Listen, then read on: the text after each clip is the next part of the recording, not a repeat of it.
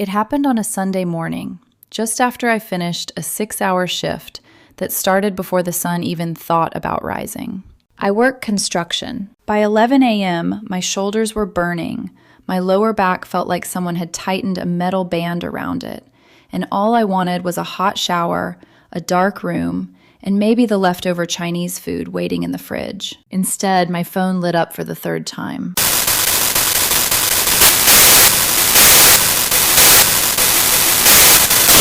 Three question marks. That was from my husband, Ethan Caldwell. I hadn't checked my phone all morning. I was on site, steel beams and concrete dust everywhere, my gloves stiff with sweat and grit. I forgot about brunch. His brunch. With his friends. By the time I saw the messages, it was already past 11. I could have ignored it. I could have gone home and slept like my body begged me to. But that's what being married means, right? You show up. Even when you're tired.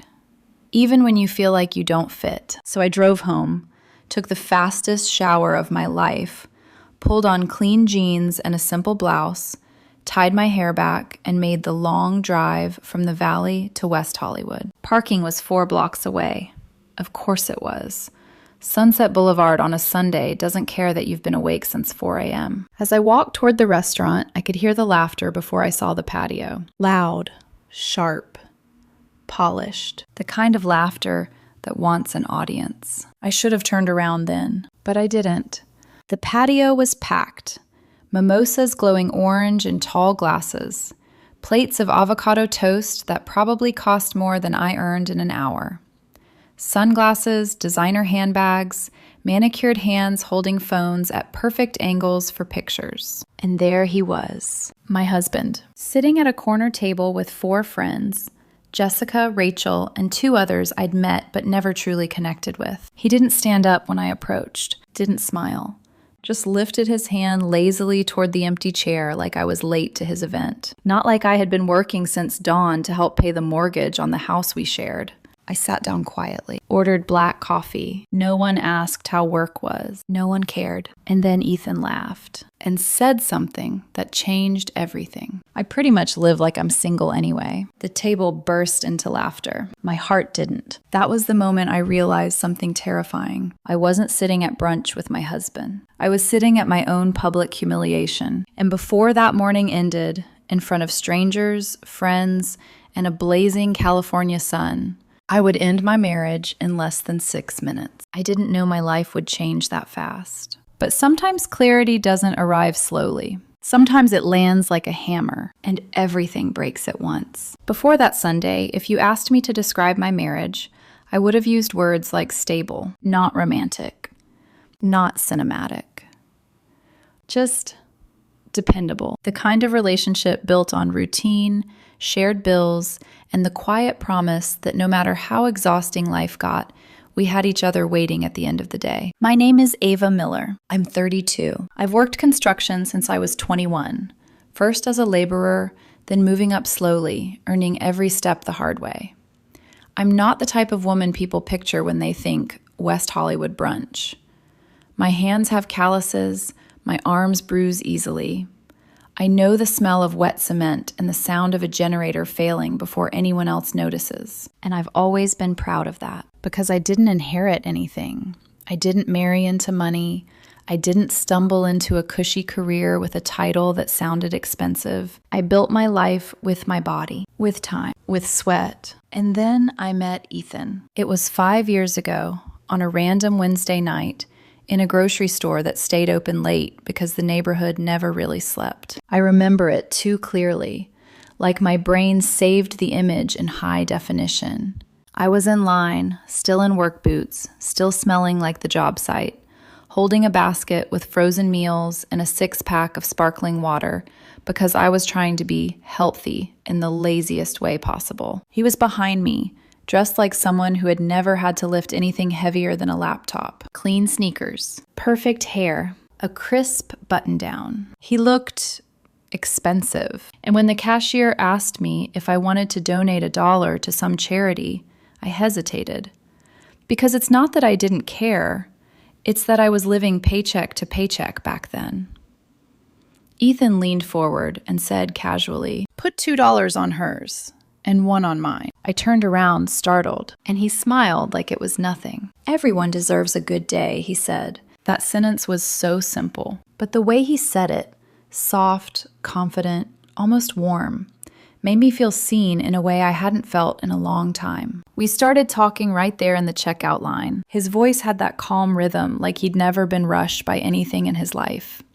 He told me he worked in marketing, clients, campaigns, strategy, words that sounded like they belonged in glass buildings with views of the city. I told him I worked construction.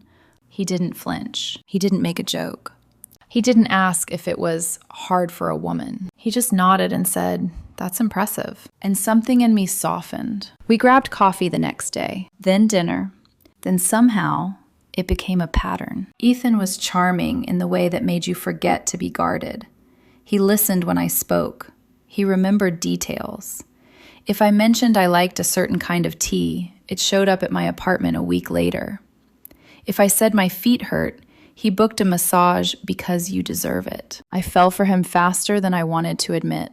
Because I was tired. Tired of being the strong one all the time. Tired of being the woman who handled everything herself. Ethan made it feel like I could lean back for once. Like I could exhale. 6 months in, he introduced me to his friends. And that was the first time I felt the difference between Ethan's world and mine. They were polished. Not in a cruel way at first, just effortlessly curated. Jessica worked in real estate, always talking about listings and investors. Another friend did PR. Another worked in marketing like Ethan. Their conversations sounded like brand names and weekend trips and restaurants with menus you didn't understand unless you grew up around people who ate like that. I tried. God, I tried. I laughed when they laughed. I asked questions. I nodded like I understood. I even started wearing nicer clothes to fit in. Blouses instead of t-shirts. Boots that looked cute but destroyed my feet. But there was always a moment in every gathering where the air shifted. A pause. A glance. Like they couldn't place me in their world. Not because I wasn't smart. Not because I was rude. Just because I wasn't the kind of woman they expected Ethan to be with. And Ethan, he never defended me directly. Not openly. He would squeeze my hand under the table sometimes. He'd kiss my cheek. He'd make a light joke and steer the conversation away. I told myself that was enough. Because Ethan wasn't like them, I thought. He chose me. We moved in together after a year. The house wasn't huge, but it was in a good area. Mortgage high enough to make my chest tighten when I saw the number. But manageable because between his salary and mine, we could handle it. At least that's what we told ourselves. Then, 2 years into dating, Ethan proposed. He did it on a weekend trip. Not flashy like a movie, but still carefully planned. A quiet spot overlooking the city. A sunset. A ring that caught the light like a small promise. He got down on one knee and said, "Ava, I don't want a life that doesn't have you in it." I cried. Not pretty crying. The kind where your face scrunches and your breath stutters because it feels too big to hold inside. I said yes. And for a while, I believed we had beaten the odds. That love was enough to bridge the gap between our worlds. We got married within the year. Small wedding. Nothing outrageous. Even then, his family made it clear they thought I was temporary. His mother wasn't cruel to my face, not directly. She was the kind of woman who smiled while saying something that cut. "Oh, Ava," she'd say, in that tone that sounded like pity dressed up as sweetness. "You're so hardworking." Like hardworking was a personality flaw. Like it was the only thing she could compliment. His friends weren't openly hostile either. They just treated me like background noise. Like I was Ethan's phase. The woman he married before he came to his senses. And I told myself I could outlast it. Because Ethan loved me. He chose me. He came home to me. But slowly, without me realizing exactly when it started, he stopped coming home as early. Stopped asking about my day. Stopped looking at me like I was the person he'd fought for. And I didn't panic at first. Because marriage gets comfortable, right? People get busy. Life gets loud. You adjust. You compromise.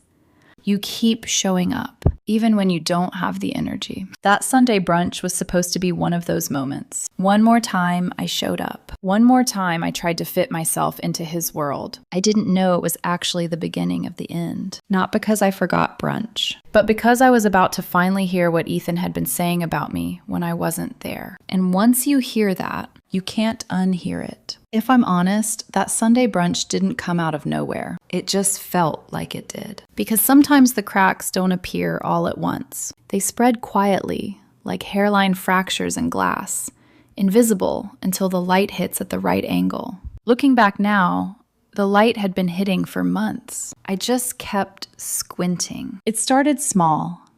Ethan began working late more often. At first it made sense. Marketing campaigns, client dinners, networking events. His job lived in that world of polished shoes and expensive cocktails. I never questioned it. But then the late nights became unpredictable. He stopped texting updates, stopped sending the quick, heading home messages he used to send religiously. When I'd ask casually, "Everything okay at work?" he'd shrug. "Just busy." Busy. That word became a wall. Then there were the conversations that stopped mid-sentence when I walked into the room. The one time I passed by his office and heard him laughing loudly on the phone. When I stepped inside, he muted it immediately. "Client," he said too quickly. I nodded. I didn't want to be the suspicious wife. I've always believed trust is either there or it isn't. You can't half-trust someone. You either hand them your faith or you don't, and I handed him mine. There were other things. His friends stopped inviting me to certain gatherings. "It's just a small thing," he'd say. "You'd be bored." Or, "It's mostly work people. You wouldn't enjoy it." At first, I believed him, because maybe I wouldn't. But then I started seeing photos online. Wine nights, weekend getaways, birthday dinners. He was always there, smiling, relaxed, looking like he belonged. I wasn't in a single picture. One night, I asked gently, "Why don't you ever post photos of us anymore?" He looked up from his phone, confused. I don't really think about that stuff, but he thought about it for everyone else. That's when the quiet ache began. Not sharp, just constant, like something pressing against my ribs. There were subtle comments, too, little jokes that didn't feel like jokes. At a dinner months before brunch, Jessica had said, "Ava, I don't know how you do it. Waking up before sunrise? I could never. I need beauty sleep." Everyone laughed. Ethan laughed too. But then Jessica added, "Well, someone has to build the roads so the rest of us can drive on them." It was meant to be playful, but it landed heavy. Ethan squeezed my knee under the table. I thought it was reassurance. Now I wonder if it was apology. Another time, Ethan told me I should consider transitioning into something more sustainable long term. I stared at him. "What does that mean?" He hesitated. "I just mean, construction is hard on your body. Maybe something less physical. Less physical. Less visible.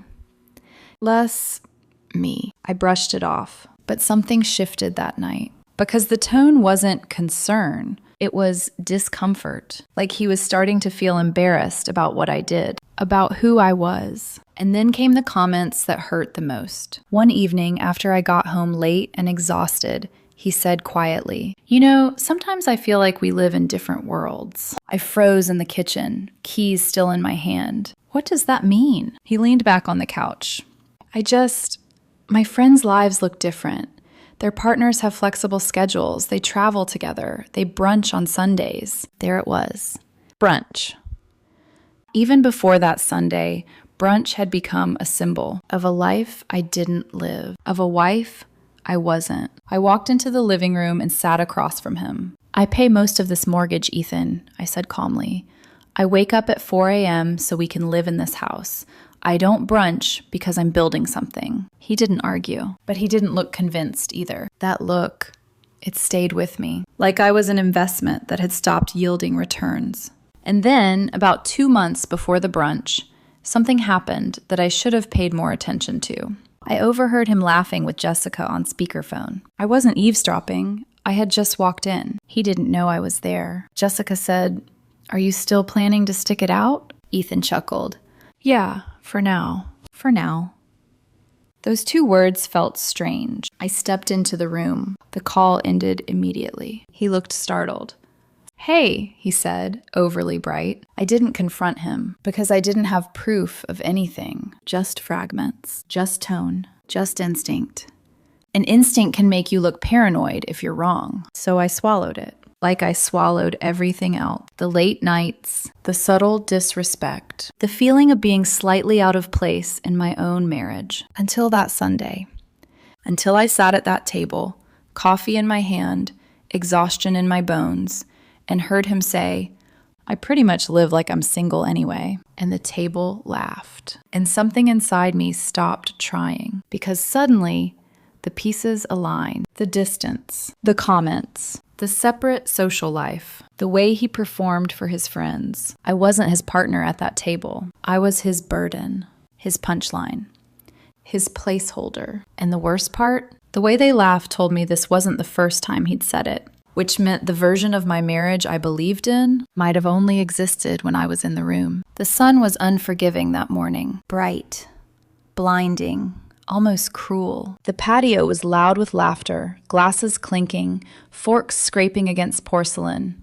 The scent of citrus and champagne hung heavy in the air. I sat there with my black coffee, hands wrapped around the mug, letting the warmth anchor me. Ethan was on his 3rd mimosa before the food even arrived. He looked relaxed. More relaxed than I had seen him in months. Jessica leaned forward.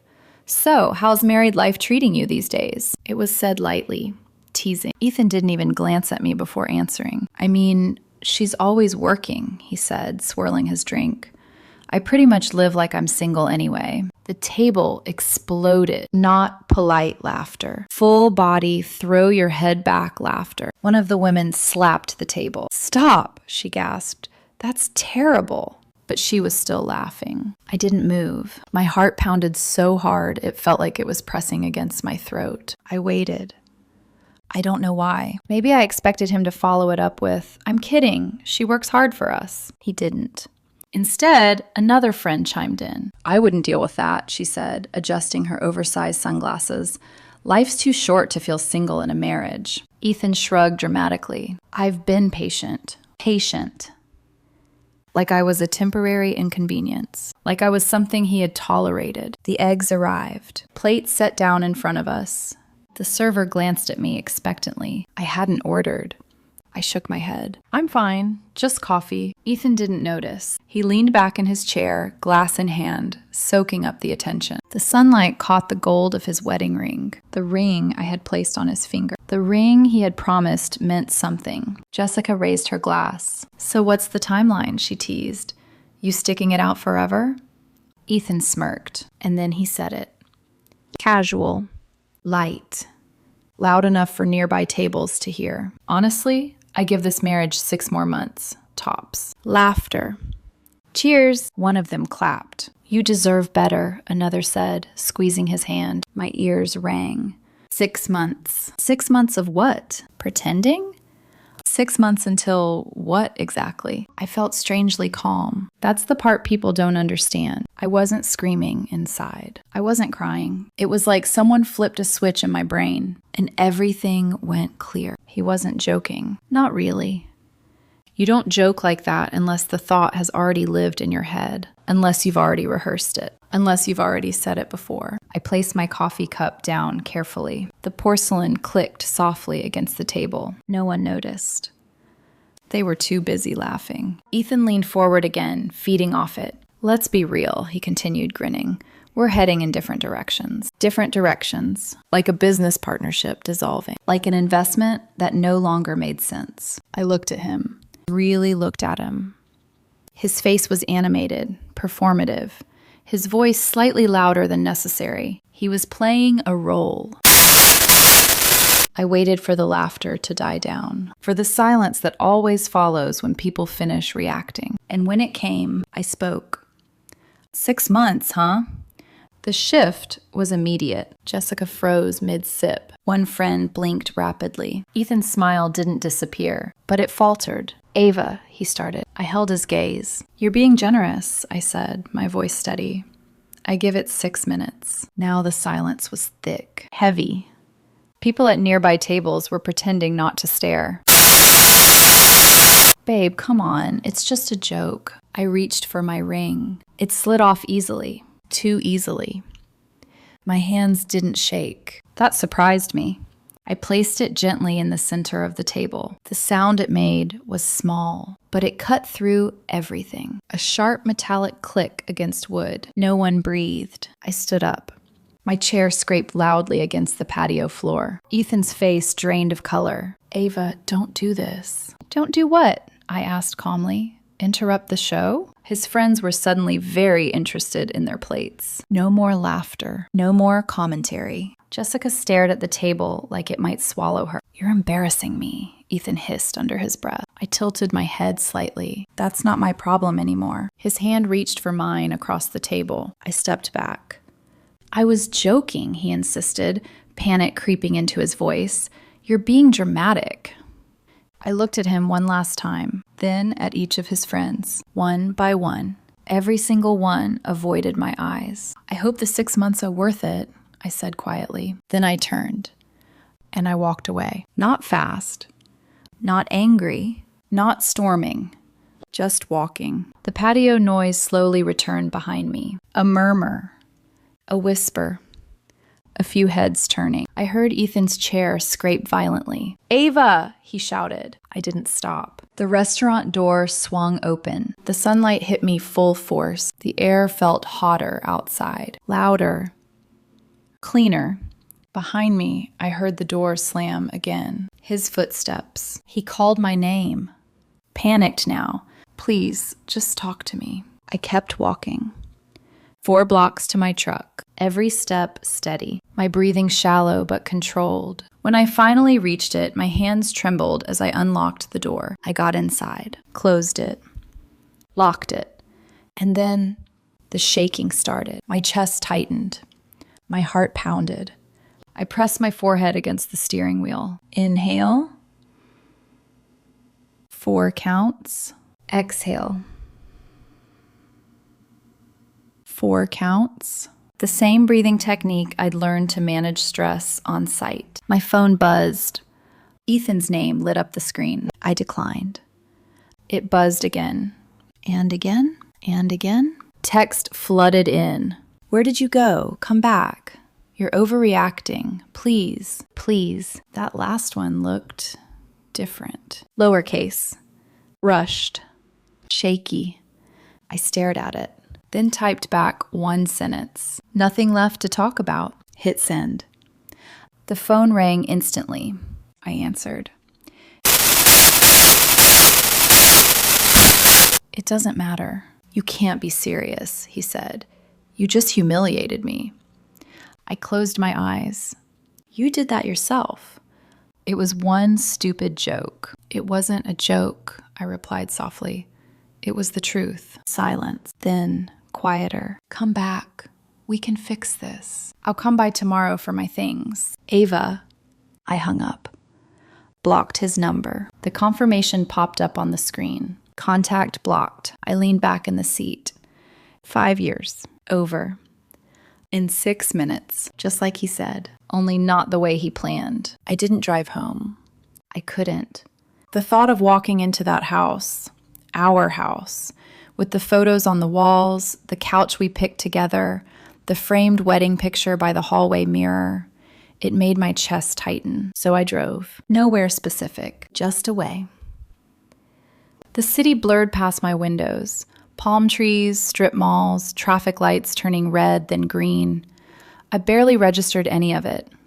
My hands were steady on the wheel, but inside, something was collapsing slowly, like a building coming down from the inside out. I ended up in a Target parking lot 2 miles away, parked in the far corner, turned off the engine.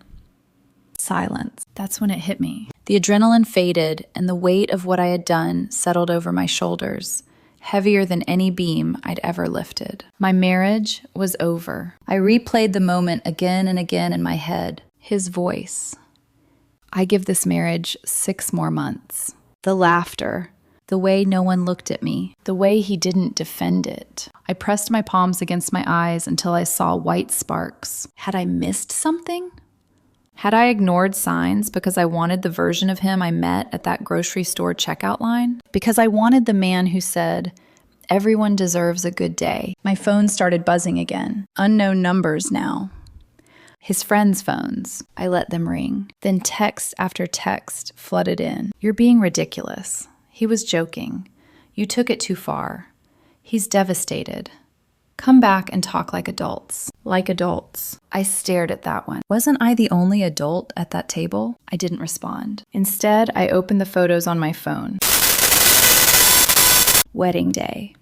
Me in a simple dress, him looking at me like I was the only person in the world. Honeymoon pictures, beach sunsets, laughing faces, holiday dinners with his family, me trying so hard to belong. When did that look change? When did admiration turn into evaluation? I thought about the mortgage statements I handled, the early shifts I picked up, the overtime hours. I paid most of our bills, 70%, sometimes more. Not because he couldn't, but because my schedule allowed me to pick up extra shifts, and I wanted us to be stable. I never resented it. Not once. But suddenly I wondered, did he resent me? Resent that I didn't fit the image of the polished brunch wife? Resent that I came home exhausted instead of dressed for rooftop cocktails? My phone buzzed again. One message caught my attention. "Please, Ava, can we just talk?" Lowercase. No punctuation, no pride. For a moment, I imagined him sitting alone now, friends gone. Bill unpaid, mascara smudged. No, that would have been mine. He probably looked stunned, humiliated. But humiliation fades. Disrespect lingers. I typed one response. There's nothing left to talk about. Then I turned my phone completely off. The screen went black, and I sat there, breathing. I didn't cry. That surprised me.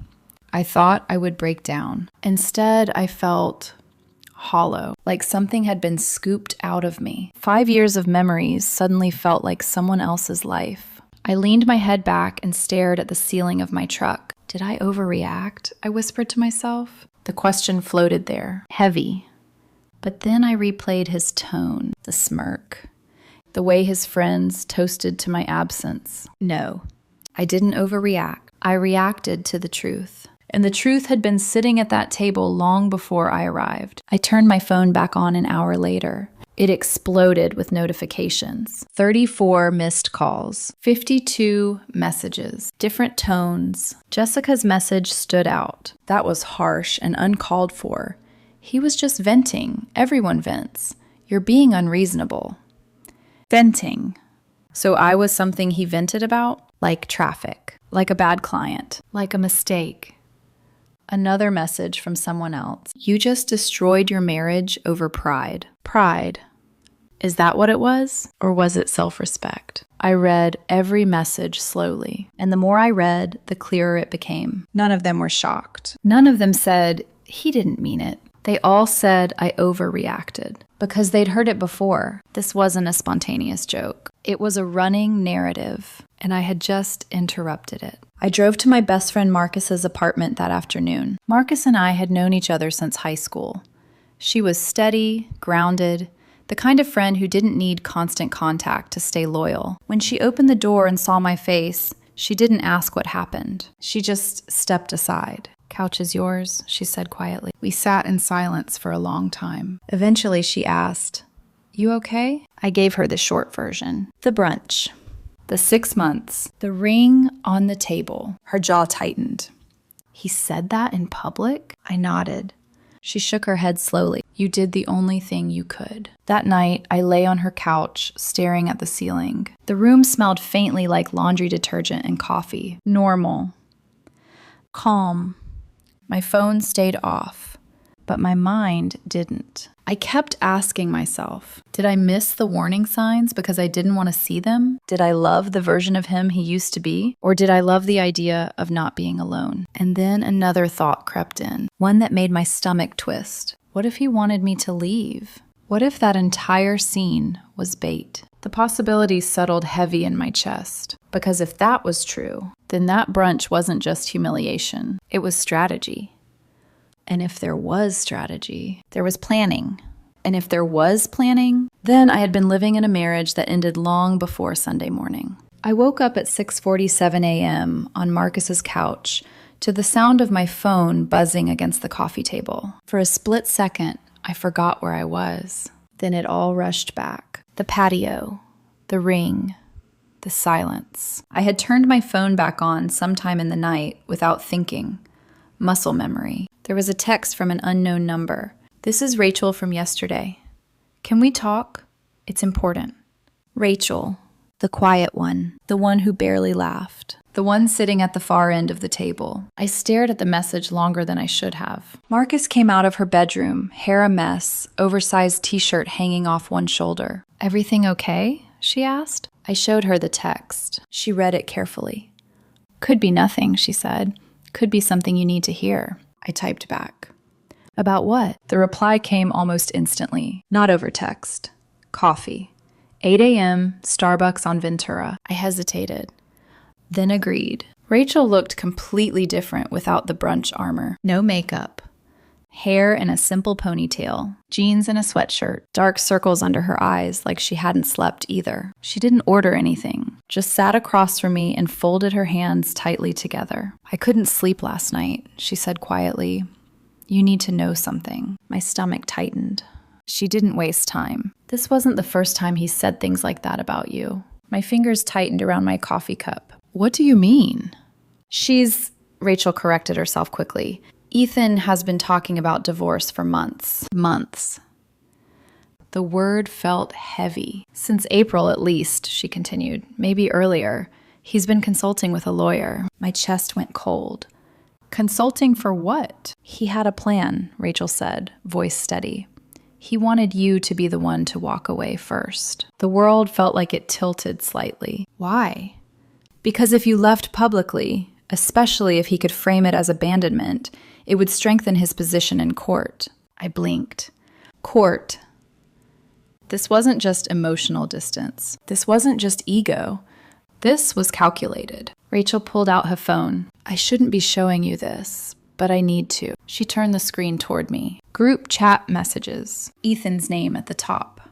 I recognized the writing instantly. He had been narrating my marriage to them like a business exit strategy, talking about asset division, discussing timelines, laughing about playing the long game. One message made my vision blur. "She's predictable.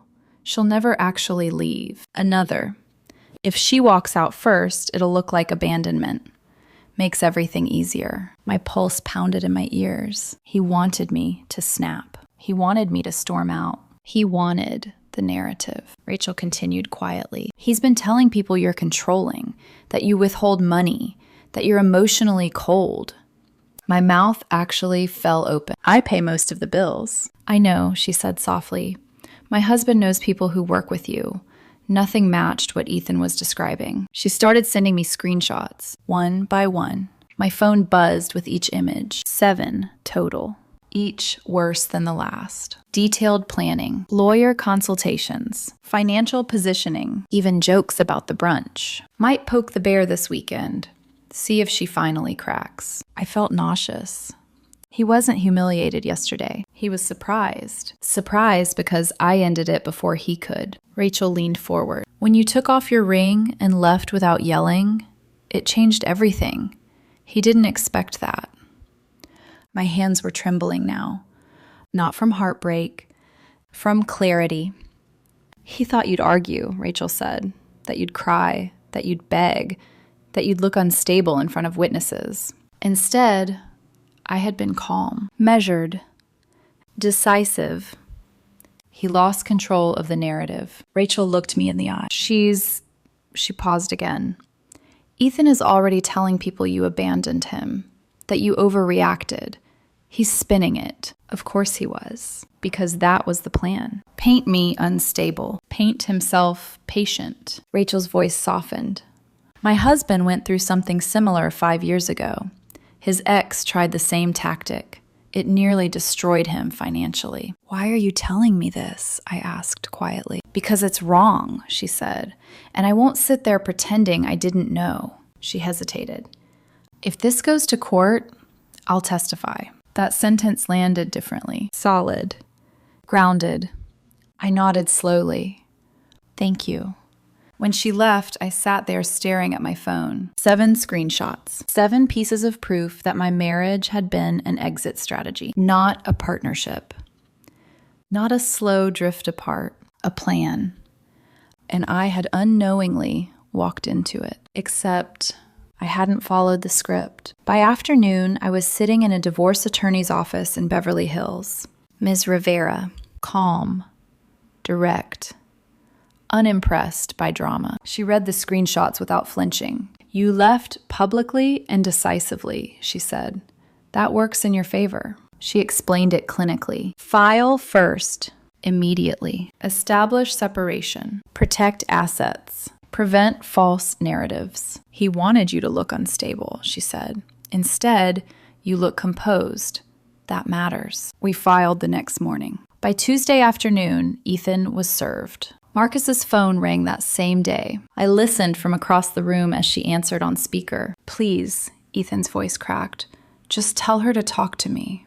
Marcus looked at me. I shook my head. She has nothing to say to you, Marcus replied calmly. She hung up. Wednesday evening, I returned to the house with a police escort arranged by Miss Rivera. Ethan opened the door before I knocked. He looked exhausted. No brunch glow. No performance. Just panic. Ava, please. The officer stepped forward. She's here to collect her belongings. 40 minutes. Clothes. Laptop. Tools from the garage. Documents. Every item felt like removing pieces of a life I thought I was building. Ethan stood in the doorway, eyes red. I didn't mean it, he said as I passed him the final time. I was just venting. I stopped. Looked at him fully. For months? I asked quietly. He had no answer. Just silence. Then tears. I didn't feel anger. I felt distance. You showed them who you really are, I said softly, and I walked out. 2 weeks later, Rachel texted me again. The brunch group had dissolved. 3 of the 4 friends had distanced themselves after seeing the screenshots. Only Jessica stayed loyal. Ethan tried to host a wine night. Only 1 person showed up. He moved back in with his parents shortly after. And then more information surfaced. He had lost his job months earlier. Never told me. Credit card debt I didn't know about. The strategy wasn't just ego. It was survival. He wanted financial leverage before everything collapsed. Except now, he had nothing to leverage. The escalation didn't come from shouting. It came from exposure. Truth. Paper trails. Witnesses. By 3 months in, Miss Rivera called. He's attempting to claim financial abandonment, she said calmly. The evidence disproves it entirely. 70% of the bills were paid from my account. My overtime. My deposits. His hidden unemployment made his case collapse. The settlement came quickly after that. Clean break. No alimony. Each of us responsible for our own debt. The house, minimal equity, went to him. The mortgage became solely his. I kept my savings, my truck. We signed in separate rooms. I didn't see him. And somehow that felt appropriate because the man I married had already left months ago. The apartment in Van Nuys was small. Studio. 1 window. White walls that echoed when I moved. The first night I slept there, the silence was so loud it felt physical. No footsteps upstairs. No TV in the living room. No muted phone conversations in another room. Just me. And the hum of the refrigerator. I told myself I wanted peace, and I did. But peace has a strange side effect. It forces you to sit with everything you were too busy to feel. The first week, I worked extra shifts, volunteered for overtime, lifted more than I needed to, came home exhausted on purpose. Because exhaustion doesn't allow space for grief, but grief finds you anyway, usually at night. Usually around 2:17 a.m. That was the time I kept waking up, heart racing, dreaming of that brunch table. The ring hitting wood, the laughter, over and over. I'd lie there staring at the ceiling, wondering something I hated admitting. What if I had stayed? What if I had laughed it off? What if I had pulled him aside privately instead? Would 5 years have survived 6 careless words? The doubt wasn't about love. It was about identity. For 5 years, I was Ethan's wife, part of a unit, part of a story. Now I was just Ava, 32, living alone, divorced. That word felt heavier than I expected. Divorced. I didn't cry when I left the restaurant. I didn't cry when I signed the papers. I cried 2 weeks later in the laundry aisle at Target because I reached for detergent out of habit, the one he liked, and I realized I didn't have to buy it anymore. It was such a small thing, but it broke me. I stood there gripping the bottle, and suddenly my chest felt hollow. 5 years of habits don't disappear overnight. 5 years of we doesn't convert cleanly into me. I called Marcus that night. I feel stupid, I admitted quietly. For what? For not seeing it sooner. For loving someone who was planning my exit. Marcus was silent for a moment. Loving someone isn't stupidity, she said finally. Staying when you know you're disrespected is. I swallowed hard, because that was the part that hurt, not the divorce. The realization that I had been slowly shrinking to keep the peace. I thought about all the times I swallowed comments, all the times I dressed differently to fit in, all the times I explained away his distance. I had been fighting to preserve something he was already preparing to discard. That knowledge sits differently than betrayal. It feels like erasure. 3 months in, I drove past the old house once by accident. I didn't mean to. But muscle memory took the wrong turn. The driveway was empty, the curtains drawn. For a second, I imagined him inside, alone, mortgage looming, debt stacking up, the plan collapsing. I expected to feel satisfaction. I didn't.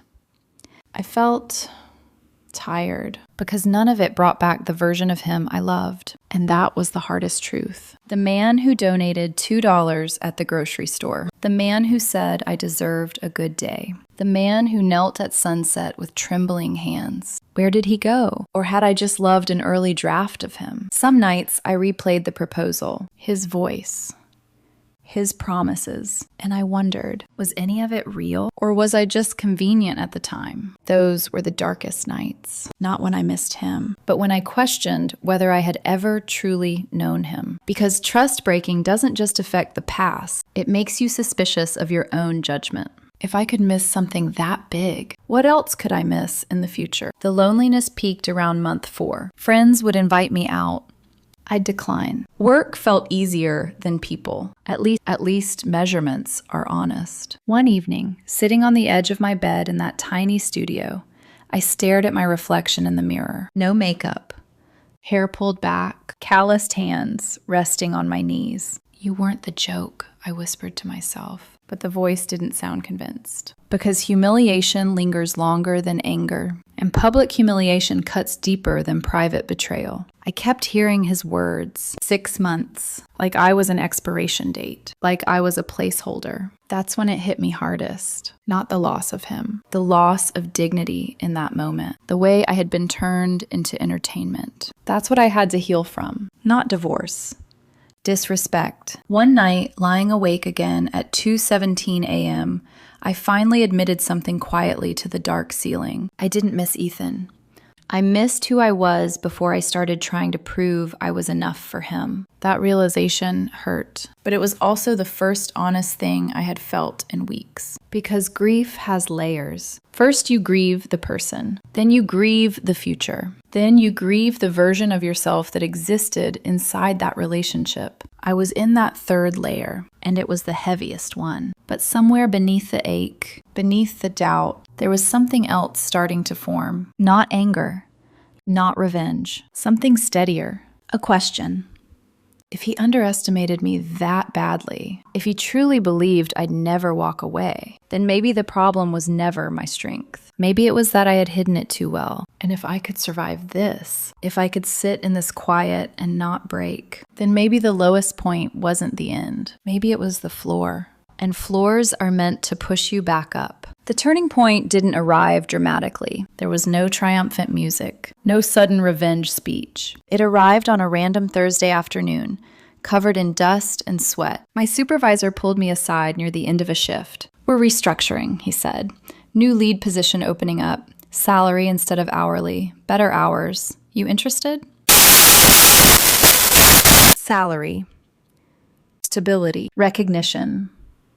Not because I was someone's wife, not because I fit a social image, because I earned it. Yeah, I said, voice steady. I'm interested. 2 weeks later, it was official. I signed the paperwork alone. No one to celebrate with, no one to update. And strangely, that felt powerful because for the first time in years, my achievement didn't need to be softened or explained to fit someone else's ego. That night, I stood in my small studio apartment holding the promotion letter in my hand, and something inside me shifted, not loudly, but deeply. Ethan had underestimated me. He thought I would crumble publicly, thought I would beg, thought I would stay because leaving was too inconvenient, too painful, too scary.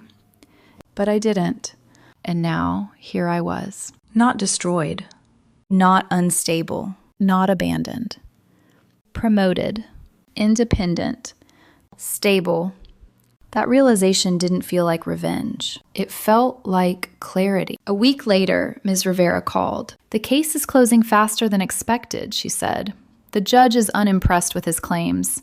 The financial records speak clearly." I listened quietly as she summarized everything. No alimony. No shared debt. Clean separation. He would carry his own credit card balance, his own mortgage, his own unemployment gap. When I hung up, I didn't feel victorious. I felt free. That same weekend, I moved to a better apartment in Studio City. 1 bedroom. Actual walls separating spaces. A small patio overlooking city lights. The first night there, I stood barefoot on that patio, breathing in the cool air. The city hummed below. Cars in the distance. Someone laughing on another balcony. Life continuing. And for the first time since the brunch, I felt steady. Not hollow. Not angry. Just steady. That's when I realized something important. The darkest part wasn't him leaving. It was me believing I needed him to validate my worth. And once that belief cracked, everything else fell into place. The final piece of clarity came unexpectedly. 6 months after the brunch, I ran into Rachel at Target. She was shopping with her 2 young boys, one tugging at her sleeve. She smiled warmly when she saw me. "You look good," she said. Not polite, not performative, genuine. "Thanks," I replied. We talked briefly. Her husband had gotten a promotion. The kids were adjusting well to school. Normal life. Grounded life. Before we parted, she looked at me carefully. "You seem lighter," she said. "Peaceful." I paused. Considered it honestly. She was right. I was, because I had stopped fighting for a place at a table that never valued me. And the moment I stopped fighting, I stopped shrinking. Later that evening, I got home and sat on my patio with a cup of tea. I thought about the grocery store checkout line, the sunset proposal, the brunch table, the ring on the wood, and I realized something quietly. The marriage didn't end because of 6 words. It ended because respect had been eroding for months. 6 words just revealed it. Ethan had built a strategy, but he miscalculated one thing. He assumed I feared being alone more than I valued myself. He was wrong. And that was the turning point. Not the divorce papers, not the legal win, the internal shift. The moment I stopped asking, why wasn't I enough? And started asking, why did I accept less than I deserved? That question changed everything. Because once you answer it honestly, you don't go back. The fallout didn't explode. It unraveled. Slowly. Quietly. Like a thread pulled from a sweater until the whole thing loses shape. 3 months after the brunch, word had spread. Not because I told anyone, but because evidence speaks louder than narrative. Rachel's screenshots circulated among people who mattered. Not in a dramatic, viral way, just enough. Enough for mutual acquaintances, enough for extended social circles.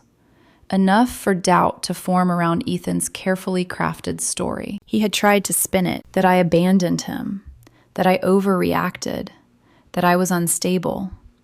But the timeline didn't match. The financial records didn't match. The witness testimonies didn't match. And slowly, people stopped nodding in agreement when he spoke. I didn't need revenge. The truth did its own work. Marcus mentioned one evening over takeout that Ethan had moved back in with his parents. He's been telling people you blindsided him, Marcus said casually, chewing. But most aren't buying it. I nodded. Not smug, not satisfied, just unsurprised. The house we once shared stayed in his name as part of the settlement. Minimal equity, full mortgage responsibility. I heard through someone at work that he'd taken on part-time consulting projects, trying to patch gaps, trying to rebuild something. The brunch group dissolved almost entirely. Jessica remained loyal. The others distanced themselves. Apparently, when they realized the joke had been part of a months-long manipulation plan, it wasn't as funny anymore. People don't mind gossip. They mind calculated betrayal, especially when it's written down. I never posted anything online, never defended myself publicly, never shared screenshots. Silence can be powerful when you're standing on fact. 6 months after the divorce finalized, I ran into someone from his circle at a grocery store. He looked uncomfortable when he saw me, cleared his throat. Ava, I heard things didn't end the way he told people. I held his gaze calmly. They ended exactly the way they needed to. That was all I said, because I didn't owe anyone explanations. Meanwhile, my life didn't look dramatic. It looked structured. Work, gym, dinner on my patio, occasional weekends hiking. Peace has a rhythm, and I had finally learned it. Around month 7, Marcus told me something else. He tried dating, she said carefully. Didn't last. I shrugged lightly. Not cold, not cruel, just detached. Because here's the truth no one prepares you for. When you truly detach from someone, their wins and losses stop affecting your nervous system. There was a time when hearing he moved back home would have satisfied me. Now it just felt like information. Neutral. The final piece of fallout came unexpectedly. One afternoon, I received an email forwarded from Miss Rivera. It was short, formal, from Ethan's attorney. A request to close the case fully and waive any remaining procedural rights. Translation. He wanted it done. Finished. No lingering technicalities, no extensions. I stared at the email for a long moment. The man who had planned for months to control the exit now wanted finality, not on his terms, but on neutral ground. I approved it. Digitally signed, closed. No ceremony, no confrontation, no dramatic reunion. Just a legal ending to something that had emotionally ended long before brunch. That night, I stood on my patio again. City lights blinking in the distance. The air cool against my skin. I tried to locate anger inside myself. Resentment. Anything. There was none. Just clarity.